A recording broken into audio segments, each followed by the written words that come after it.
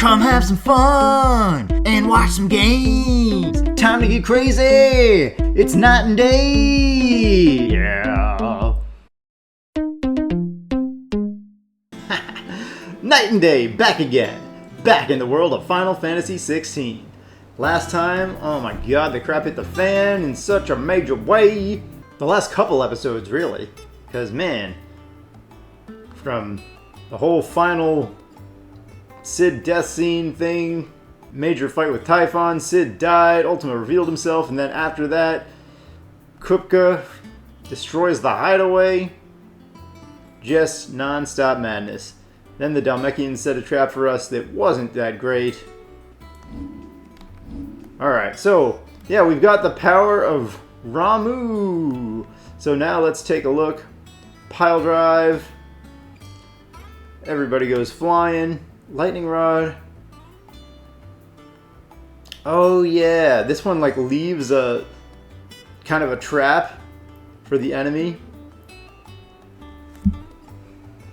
And if you hit an enemy when they're in the trap, it does extra damage. Thunderstorm. I think, yeah, and Judgment Bolt. For most of the Eikons, the highest level ability is what you get when you like summon them in other games. So I do like Judgment Bolt, and I'm going to try and save up for that. Although, probably going to get the limit break up to max first. Because damn, it's so good. Offense and defense in one, and it's the only way to restore your HP outside of potions. I mean the fully darkened part of your HP anyway. Alright, so last time, woohoo, waha, Vivian gave us a mission of sorts. She said we return a library book and all our debts are even. It's like, they both know she's just talking shite. Oh, Jellybean, you're up here now. Everyone seems so happy to see us. No kidding. It's good to be home. I guess that is still unusual for her after years, literal years of abuse. She got taken by the only people where they treat the dominants like crap. Not just the bearers, but the dominants, because the Iron Blood are crazy like that. Oh yeah, the Spoony Bard has upgraded himself to Lucan Lark's Tongue. He doesn't think he's just a Spoony Bard anymore. Do you agree? Hither yon dance autumn winds atop the rotten pier. Of Cid's return the faithful sing across the blighted mere. I think they should actually turn off the background music while he does that, because it's just a small little... It's such a small bit of singing that he's doing there. Boom! Yeah, so you can already see the new Hideaway is actually bigger. Crazy airship that it is. Well, this doesn't really look like an airship layout the way that it is here, but anyway. Yeah, so freaking tomes. Harpocrates has a full-on library now. Mithril, a mineral most mighty. A minor mineral. Tet! Oh, Tome said the Hideaway is built inside an airship. Said it was called the Invincible. Yeah, Tet and Crow are cool. I think they're twins?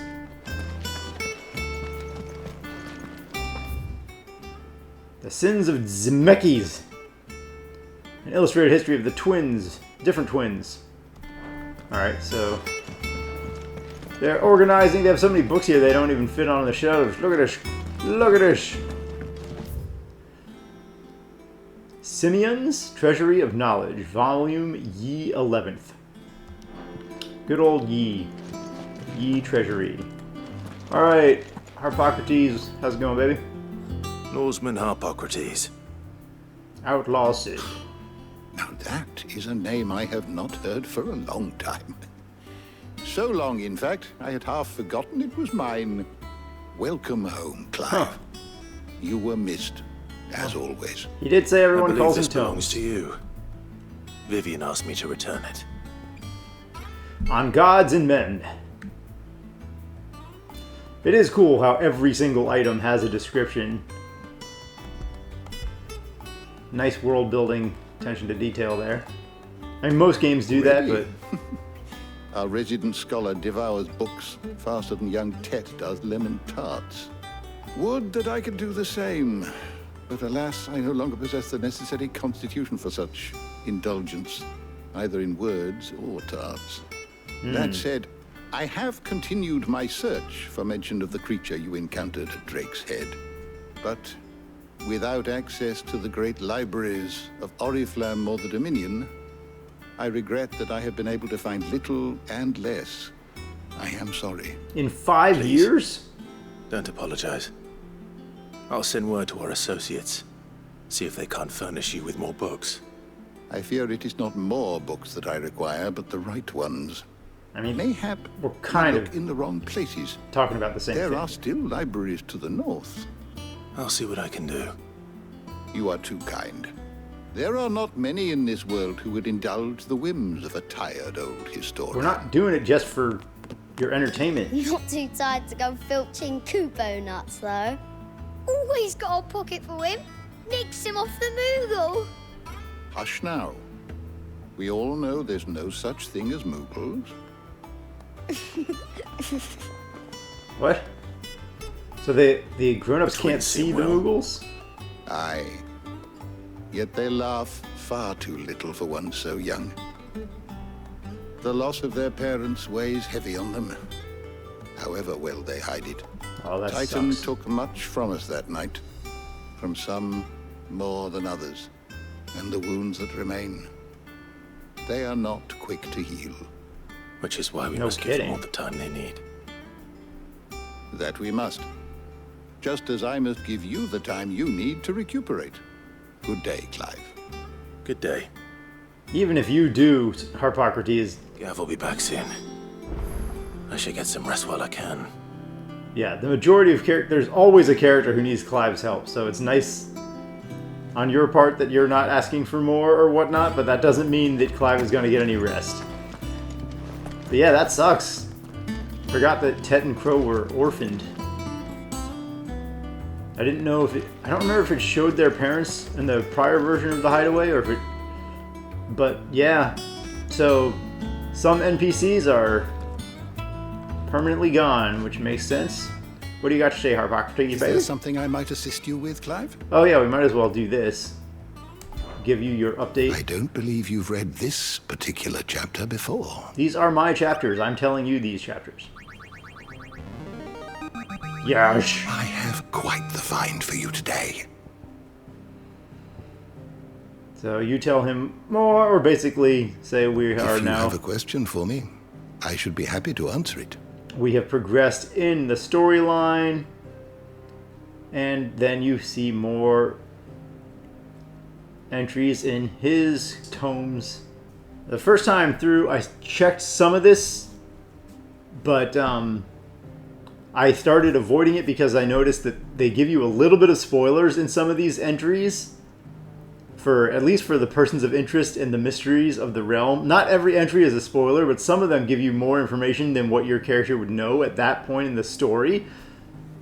So yeah, I just stopped reading these altogether.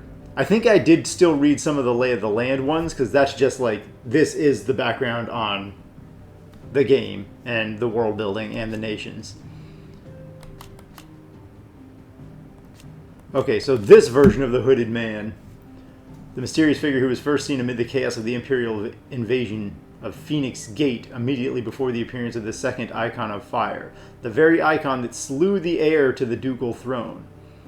Clive believes this man to be the dominant who murdered his brother and has sworn to take his revenge. So yeah, the first time you see this particular Hooded Man is at Phoenix Gate. Clive sees this guy before Ifrit is summoned. So Clive thinks this guy turned into Ifrit, when it was actually Clive that turned into Ifrit. Which, I mean, it makes sense that Clive would think it's this guy. But then, a man named Margrace, they're still putting this as the Hooded Man, even though this is a different person. This is who we learned was Joshua, the mysterious man that many believe to be a dominant of fire.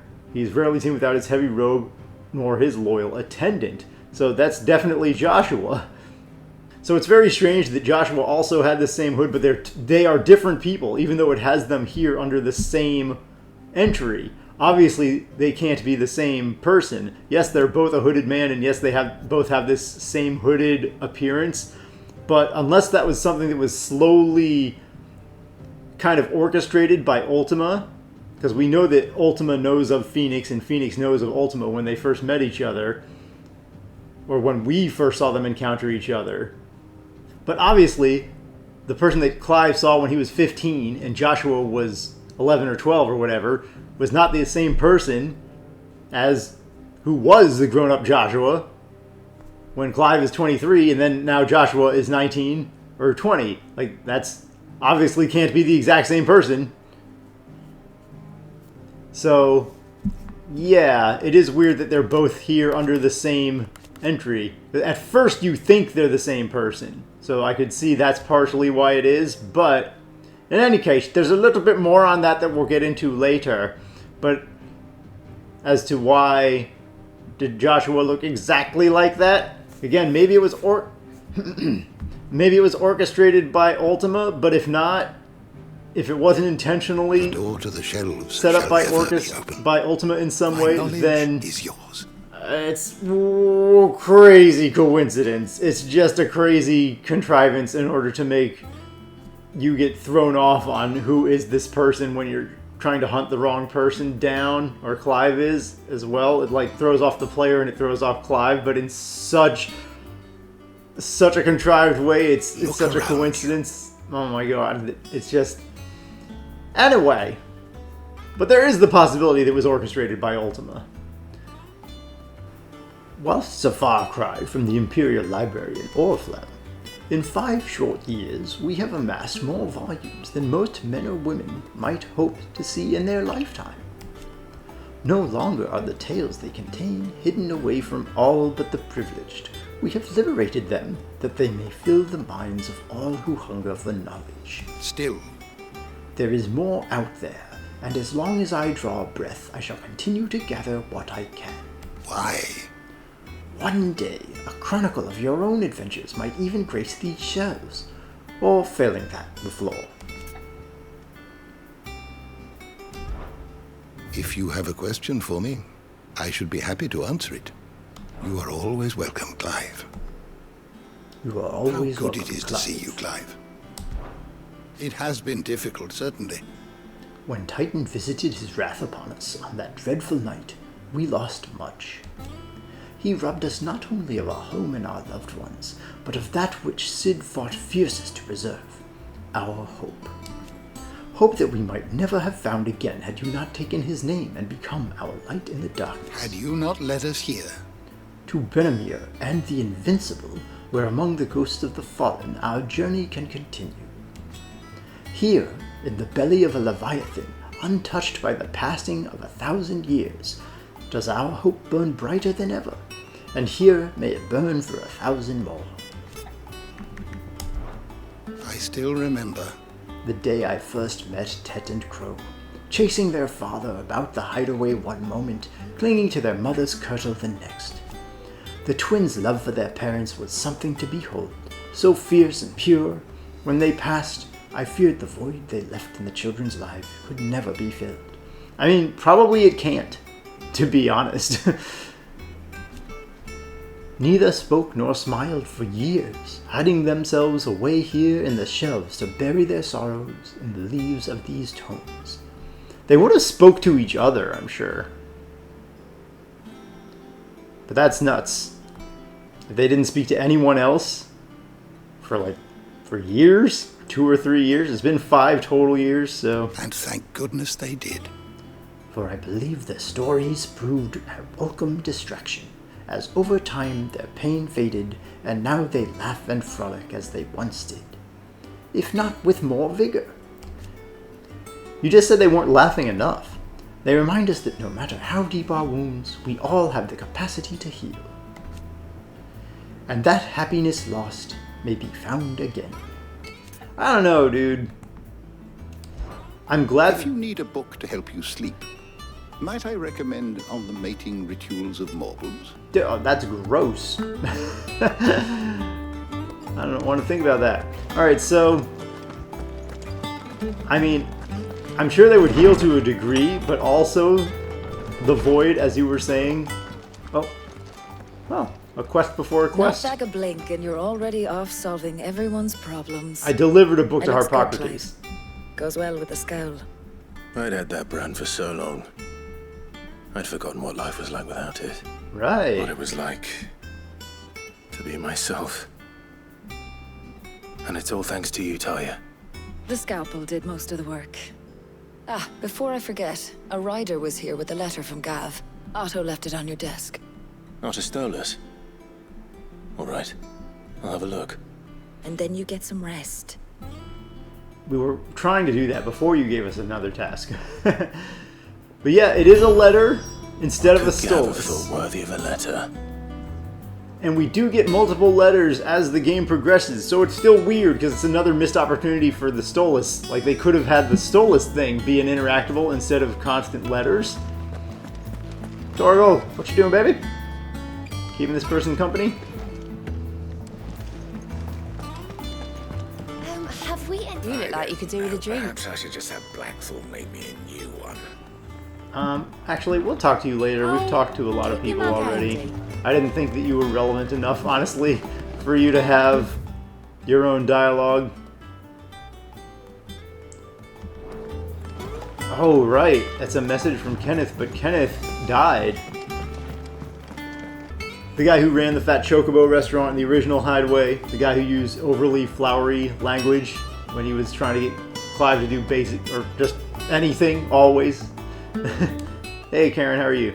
Is it business or pleasure? Yeah, we'll catch up with some of these other characters later, because we don't want to just have an entirely talking episode. Coin purse weighing you down?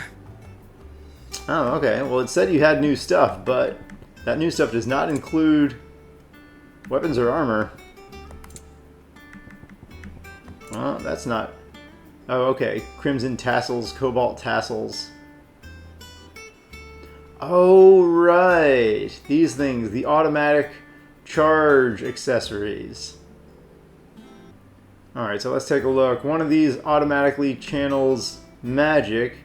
The other one increases limit break generation by 3%. Increases limit break generation by 6% when taking damage or 3% when dealing damage. And auto charging for just magic. Okay. I thought this was charging for magic and the physical attack Burning Blade. Huh. That's interesting. That limit break generation. Yeah, some people say there are a lot of underwhelming accessories in the game. I think the auto charge magic one is actually pretty good. Especially if you don't have the fast charge, upgraded charge ability learned. Oh yeah, let's sell 2 potions, actually. The typical sell 2 potions. You got out else? Nothing for you now, miss. Finished, are you? Indeed. Have blood on it. What's up, Goots? Clive, Goots! You're back.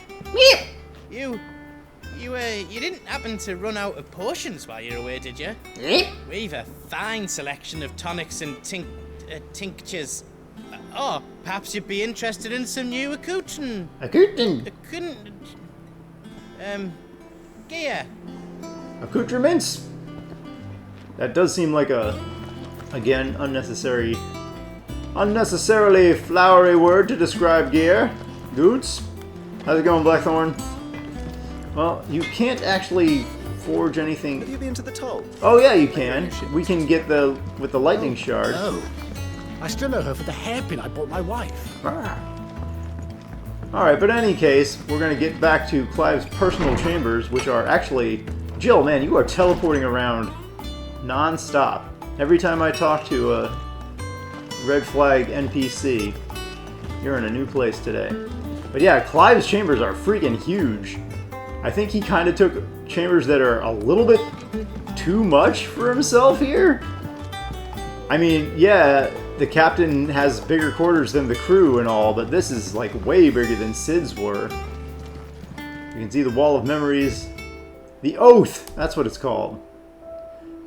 Created the day Clive pledged his allegiance to Cid, this crystal shard transfixed with twin daggers is a powerful reminder of a promise made, a friendship forged, and a legacy inherited. And you can see there's a lot of space for treasures down here at the bottom, meaningful treasures, and we only have one. So even though we've gone through a significant portion of the game, there is still a lot left.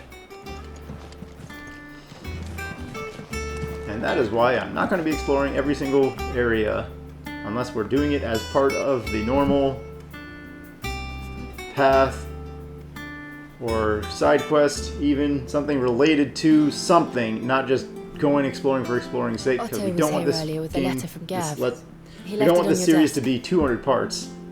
Thanks, Jill. We already knew about that, sort of. But before we go desk collecting, I think there's a treasure out here. There we go. Boop! Alright, pretty crappy, honestly. But might as well grab it. Yeah, it's a little strange. I don't think there's any treasures in this game like Final Fantasy XII where if you leave them and come back and get them later, they're better. Or if you leave certain treasures ungotten that you can get, that gives you access to different, better treasures later. That's more the Final Fantasy XII way. Final Fantasy VI had that where you could leave certain treasures that might have only been in the Cave of Figaro, though. But anyway, there was definitely at least one area where you could leave treasures. And if you came back and got the treasures later in the game, they were just better. The Republican army marches on the Empire at Twinside, and the Men of the Rock have been summoned to the front. Something big is brewing, I reckon. I'll see you're done to wear upon my return. Alright. What does Gav have to say? The Republican army is on the march, leaving Randalar in Hugo Kupka's charge. Randalar! With him and his men occupied with the defense of the capital, they're less likely to trouble us. Good news, then. Yes, it's our time. It's more than that. This is our chance. Yes. The one we've been waiting for. Yeah! Been waiting 5 years for something. You can see Clive's brand is removed now. Like he was hinting at with his conversation with Tarja. We've come. All that we have here, our friends, the Hideaway, are they not cause for joy? 5 years. 5 long years. It's a strange straw man. If I could only command this power I've been granted, we might have achieved so much more. But each time I reach for it, it's like something is holding me back. So Clive cannot Summoning fully... an Eikon exacts a price not easily paid. Your body knows this only too well. It's merely trying to save you from yourself. It's an interesting theory, Jill. And every burden I cannot bear falls to you. This mission of ours has made me question everything I thought I knew. But one thing has become abundantly clear. The crystals take more than they give. How is that clear? Do we know for sure? In exchange for momentary comfort, we must endure a lifetime of pain, war after war, loss upon loss. And now they rob us of our very homes, leaving naught but dust and ash. But you're trying to change that. We're trying to change that. And to me, that's no burden. It's a great outlook. I know, but... Try not to forget. We're only here because Joshua gave us a second chance. It would be a pity to waste such a precious gift. So they do know Joshua was there, because Clive was barely conscious, so it was possible he would just... He did. He was there. It wasn't an illusion. Okay, so he has more than just a memory. He heard has him call out to Ultima. Or a vague memory while he was barely conscious. He actually kept one of the phoenix feathers, and it still burns. If Joshua is still alive, he'll be looking for that thing. Or he absorbed it into his think body he with will a ever crazy come fire back? spell. I know he will. And we must be ready when he does.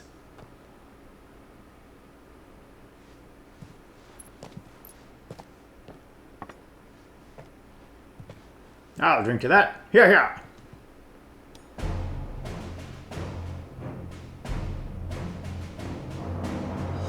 To a world without mother crystals. To Sid.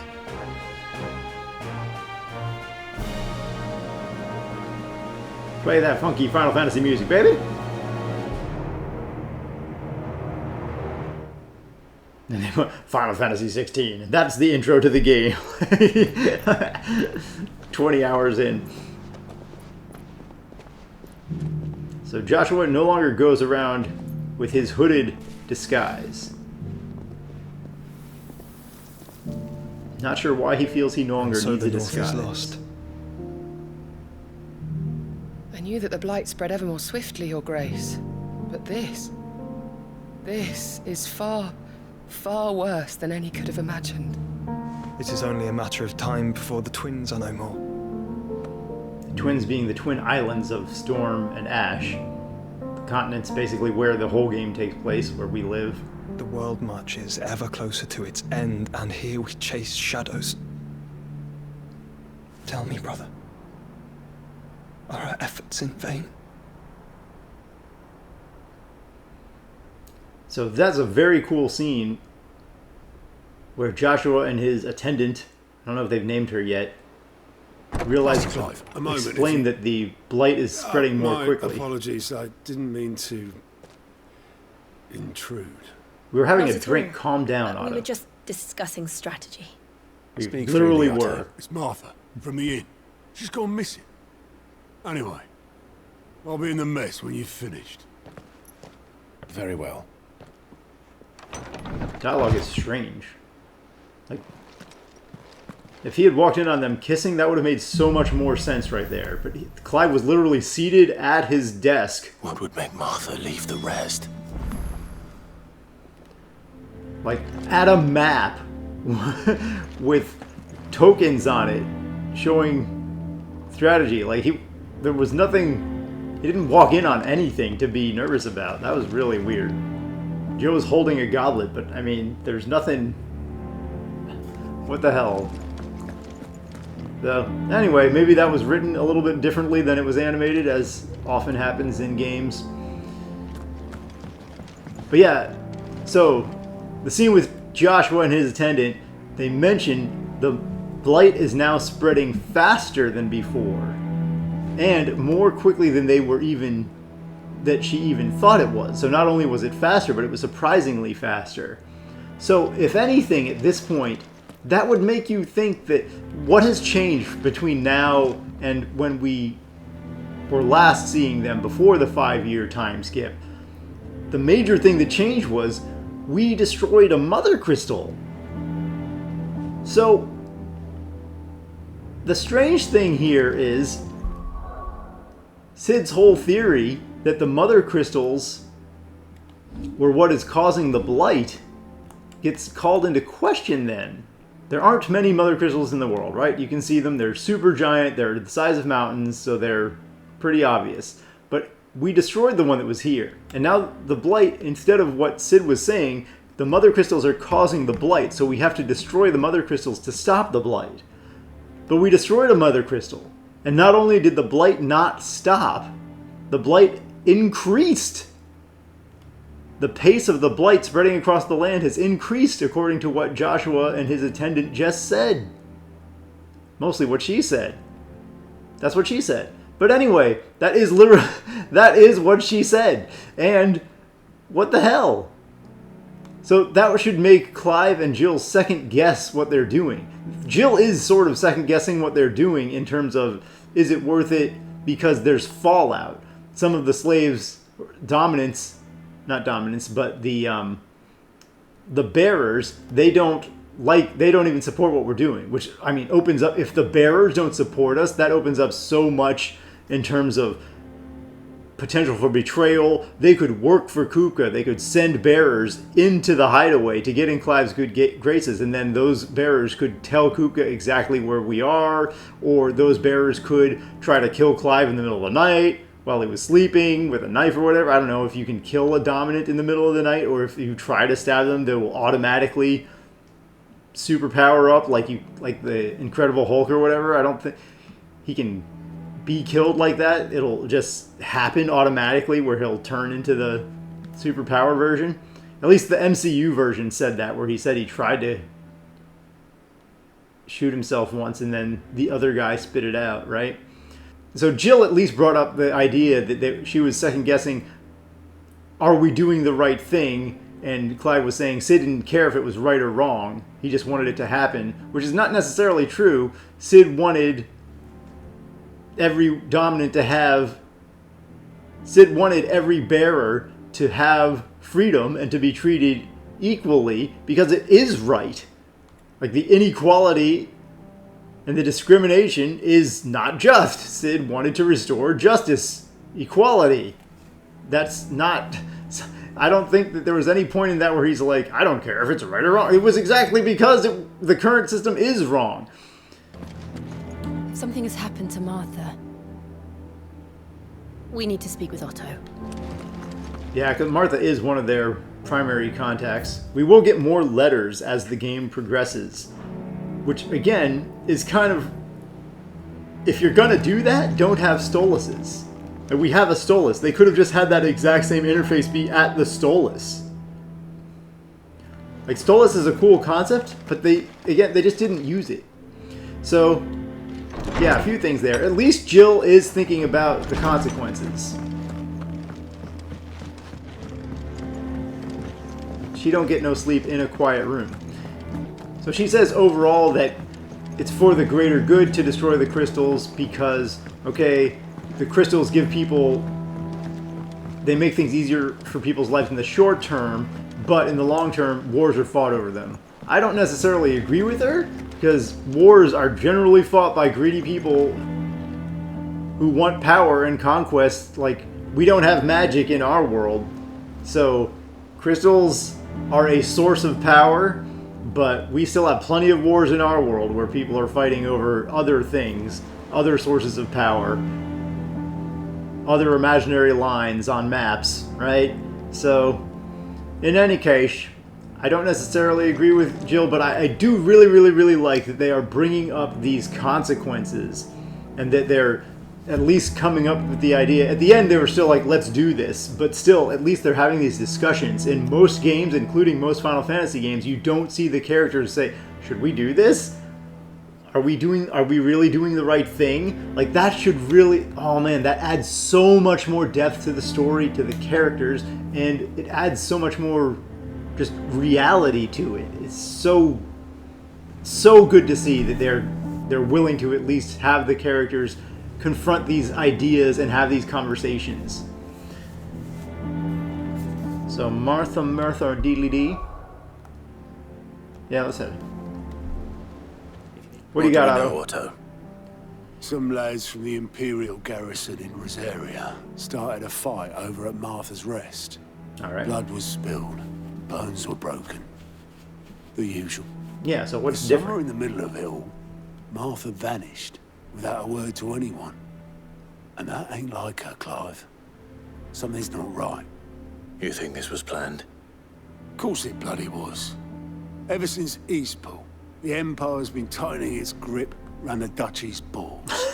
Ow. They've strung up everyone who's ever set eyes on a runaway, claiming they're traitors to the Holy Throne, conspiring to restore the House of Rosfield to power. And now it sounds like the bastards have turned their attentions to the pallbearers meek enough to stay put. Naturally, old Martha could see the way the wind was blowing, complained that it was getting harder and harder to take bearers in. Sure. And now she's missing.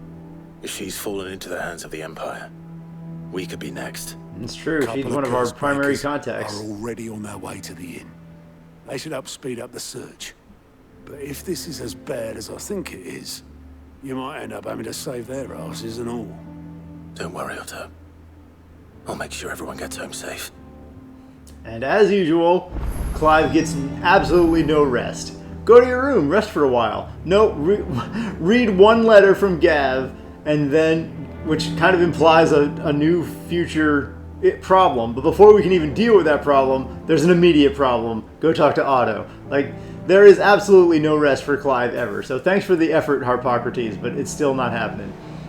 In any case, now we've got a mission. Jill, Jeebus, how did you get down here? Now we've got a mission figuring out how Jill got her teleportation powers, because we drained Sid's Ramu power, so we should be able to teleport with the power of lightning, at least limited to sight distance or whatever, but teleport with a flash the Raiden way. Raiden? Yeah, in Mortal Kombat you pronounce it Raiden. Doesn't matter what normal pronunciation is. Mortal Kombat's guy's name is Raiden. Anyway, he can teleport with electric flashing powers, is what I'm saying. Limited distance teleportation. Let's do it. Now Jill has that power. So, yes, now we got to go over to Martha's Rest, Martha's Vineyard, baby. And we're going to go see her next time. But yeah, you can see now Clive had his tattoo removed. You can see it in every single cutscene. And yeah, everybody, it's kind of obvious at this point. So many people have that exact same, like, scar in the shape of a brand. I would think that most people would be suspicious of that since there's so many of us now. And this may be a minor spoiler, but I don't think it impacts anything. But there's poison in the brand, and if you remove it, supposedly it kills the person, the individual who's been branded. So, I don't know, but there's so many people around with this mysterious scar that looks just like a brand. I would think, after you've seen, you know, a couple hundred people like that, the Empire would start getting suspicious of the brand. It's not even just the Empire, right? Everyone's branded. If you need volunteers, just the say the word. Dalmatians are branded too. I dab hand when it comes to the old fisticuffs. You shut up about your fisticuffs, baby. We're trying to do an outro here. Anyway, that's going to do it for this episode. Next time we're going to go save Martha. We'll see you guys next time for more Final Fantasy XVI.